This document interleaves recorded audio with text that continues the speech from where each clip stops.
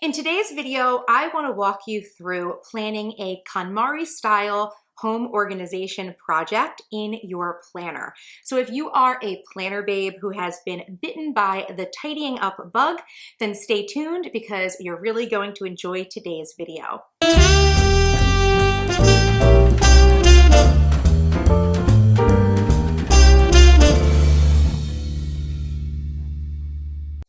Hello, my charmed ones, and welcome back to my channel for another video. And if this is your first time with me, I would like to say welcome. My name is Alexis, but I'm also known as MissTrenchcoat all across the internet. I'm an online entrepreneur who designs and sells productivity tools, strategies, and skills to help you manifest success with less stress.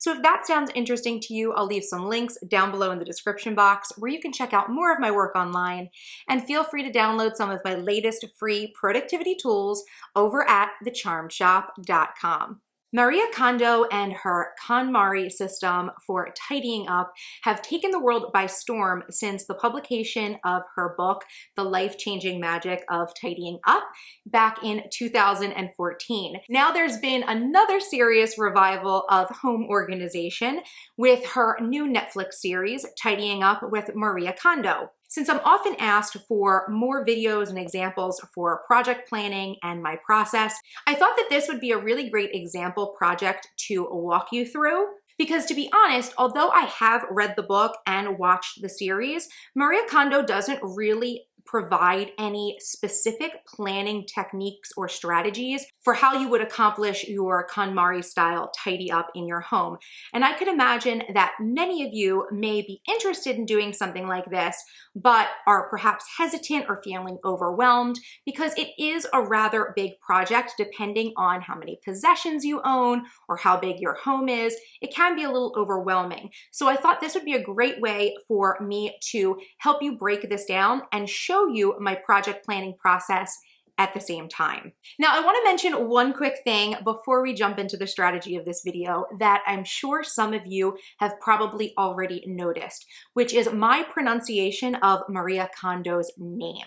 Now, I know her name is written as though it should be pronounced Marie Kondo, and I've also heard people say Marie Kondo, but from what I've been able to find online and from watching her say her own name in videos, it is pronounced in 3 syllables, not 2, and it's pronounced more like we would say Maria in her native Japanese. So if you're wondering why I'm pronouncing her name like that is why, and I absolutely do not speak Japanese, so that's really the closest I can get. So now before we actually get into the project planning, I do want to give you a brief summary of the KonMari method for those of you who may not be very familiar with it or haven't read the book. Essentially, the KonMari method is a system for organizing personal belongings that integrates a practical approach to organizing specific categories of possessions, along with a very Eastern philosophy showing respect for our belongings. In terms of the categories, there are 5 categories of possessions which are intended to be organized together at one time. Those categories are clothing, books, paper, kimono, which translates to miscellaneous for the purposes of the project, and finally, sentimental. When you're going through a KonMari style organization session, it is assumed that you are going to be working on one category at a time and collect all of the belongings of that category before choosing which to keep, which Marie Kondo explains are items that spark joy. And then, of course, which items will be discarded either through donation, recycling, or trashing them. In terms of that Eastern philosophy for respecting our belongings, the KonMari method describes a process for honoring or thanking our belongings that will be discarded, and also a process for organizing belongings in a way in which everything is seen and therefore nothing falls into disuse, following the concept of out of sight, out of mind. I personally like the KonMari method because the idea of organizing my belongings by type really forces you to see everything that you have in a category, and so that you keep the best of it. And it prevents you from really owning way too much of a specific item without a very good reason. I think in other methodologies for home organizing, it's easy to go room to room and choose what you're going to keep and discard. But for example, if you have many rooms with clothing, it's really hard for you to get the full picture of all of the clothing that you own, so that you're not really able to fully keep all of the items that spark joy and discard things that you know you just won't be able to use. And I think that idea of really keeping things that you love and not keeping things that you won't be able to use really goes into that Eastern philosophy of respect for our items, because we're not respecting our items if we're not able to use them all. I also love and have actually used for several years some of the concepts that she shares, like the vertical storage of clothing inside of drawers, and the use of clear storage containers so that you can see everything that you own so that you can then use it. So that's my summary of the KonMari method. So now let's go ahead and jump into the planning strategy for this project. In order to make this video as accessible to you guys, my viewers, as possible, for example purposes, I'm actually using a free download from my productivity toolbox, which I will go ahead and leave linked down below. The toolbox includes sample inserts of my master planner spreads, so you can just print them out on a full sheet of paper like this and then follow along. These inserts aren't formatted to be cut and bound per se into a smaller binding system, but you can absolutely use this project planning sample sheet to help you map this out. Now, if you are someone who does use one of my master planners like me, either in the bound form or in the print on demand form, feel free to use your project planning section in your planner. If you have other project planning pages, hopefully there's something similar to this that you'll be able to use to actually execute on this project plan. And of course, this works in a notebook as well. So you have a few different options for mapping this out. I'm just going to be using this project planning sheet because that's what I use. So let's start mapping out this project. First, let's give this project a name. So I'm going to call this KonMari Tidy Up. Then I like to have a description of the project, which is what you're trying to accomplish. So for this, I'm going to write down organize my possessions and home with the KonMari method. Now I'm also going to be using this really dark paper mate flare just so you guys will hopefully be able to follow along with what I'm writing. And then we also have a due date here. So this is for the idea of when does this project need to be complete. Now I'm sure for some of you, you may have a hard and fast date for when you want this to be accomplished, and you are going to prioritize this project for completion by that date, which is absolutely great.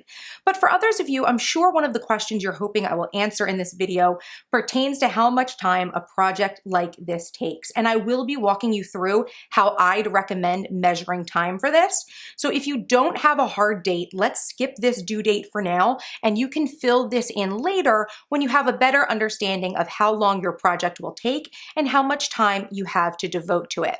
So moving over to the tasks section here, the first task that I will put on this list is to prepare a staging area. Now, as I explained, part of KonMari method is to collect all of the items of a specific type together to sort through them. So it would be a great idea to set up a staging area in your home that you can use to gather and sort like items.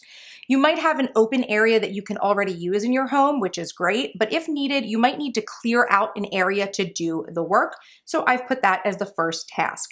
Next, you're going to want to gather supplies. And this task leads me to the resources section here of the project plan. Here you'll want to make a list of things that you will need to get this project done. So things like cleaning supplies. So once an area of your home is clear of possessions, you can properly clean the area before returning items to it. Boxes and bags for separating clothing into donation or trash piles would be great. Think about storage solutions that you might want to purchase, like clear tubs, as Marie Kondo recommends, if you know that you need that, and even things like new furniture that you might actually be considering in order to optimize areas of your home. You don't necessarily need to have all of that before you begin the process, but it's good to have those things listed out so that you efficiently manage your goals and the outcome that you desire for this project.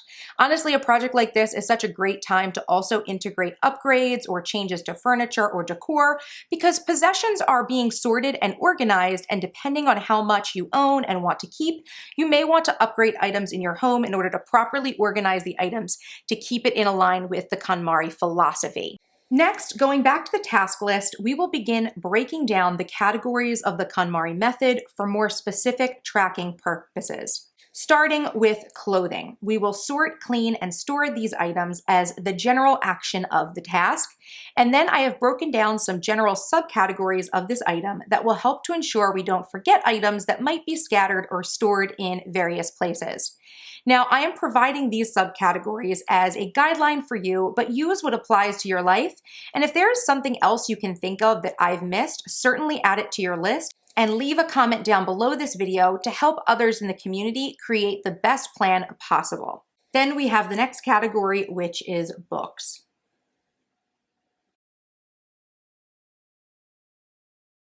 Next, we have the category paper.